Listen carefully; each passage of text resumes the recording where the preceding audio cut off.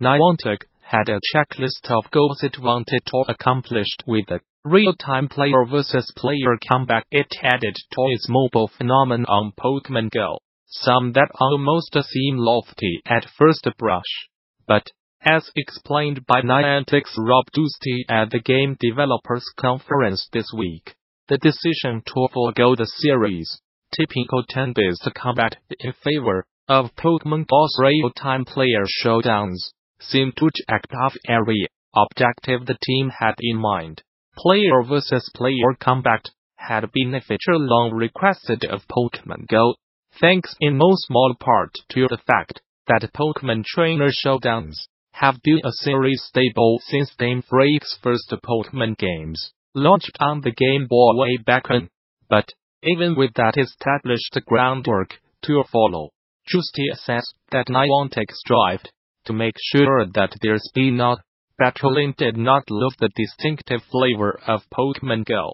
Pokemon Go's always been about real-world social connections, says Justy, and it was important that the team kept forming and strengthening those social connections at the forefront of the feature. We look to this as a way to complement our gameplay of players walking around and catching Pokemon together. But at the same time, Niantic knew it had a significant number of players that had stepped away from Pokemon Go for one reason or another, and wanted to use PvP battles as a way to get them to give the game another try. What we are really looking for most of all was to increase our number of players, says Justy. We really wanted to require the lapsed players that had not launched the game in the while. So real-time battles emerged as a feature to grab the attention of new players and existing ones alike. Because of that, it was important to avoid punishing players that were returning to the game after potentially years of inactivity. Lapsed players, casual players, and hardcore players each had to have their own ways to enjoy battling, and those ways could not be at odds with each other. That led to combat that was easy to learn, hard to master, and that built on a lot of concepts that players had already experienced in the game. The tap-to-attack mechanic, already established through raid battles, was brought into PvP battles, and Pokemon would still use the same attacks that they already have.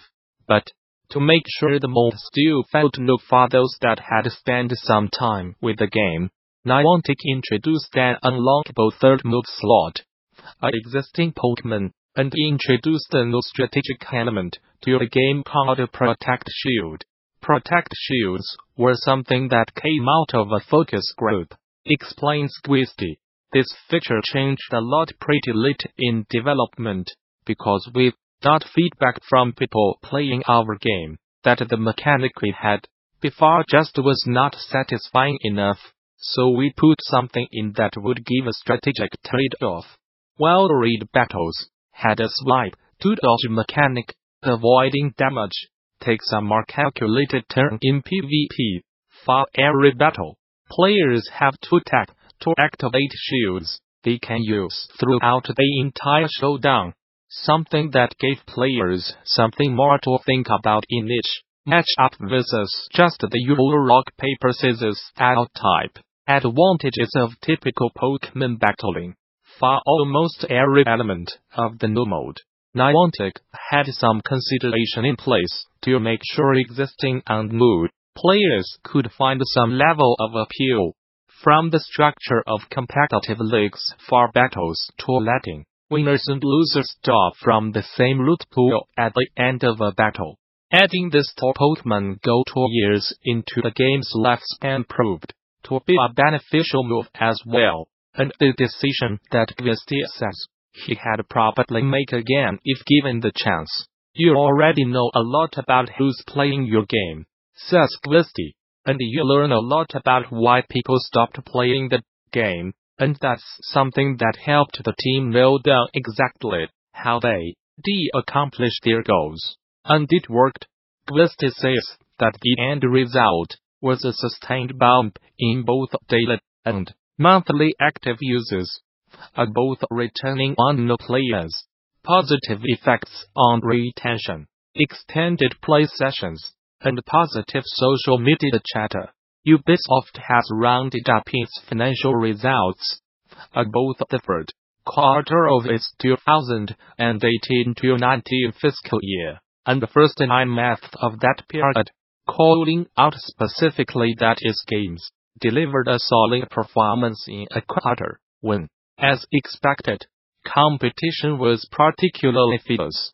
For that 9-month period, Ubisoft recorded $1.32 billion, $49 billion in sales and $1.35 billion, $53 billion in net bookings.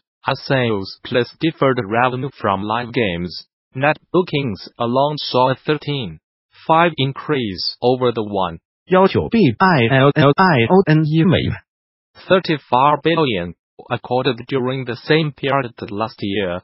Digital continues to take up a growing chunk of overall net bookings. Last year, digital net bookings were responsible for 56.3% of net bookings for the first 9 months of the year. This time around, that share has grown to 66.4%, or $897.8 million for that 3-quarter-long period. Net bookings sourced from Ubisoft's back catalog of past releases also saw a boost this year. Back catalog titles brought in $842,952.5 million in the first 9 months of the year. UP38 6% from the 2017-18 year, and were responsible for 62.3% of total net bookings. Net bookings for the quarter, meanwhile, fell by 16.4% from last year's numbers, but still managed to exceed Ubisoft's earlier projections.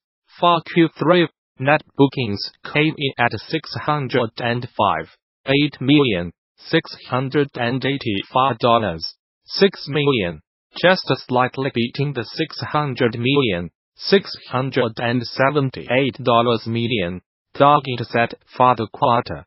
The company touts strong player engagement as one noticeable sign that its games had some staying power throughout a competitive holiday season.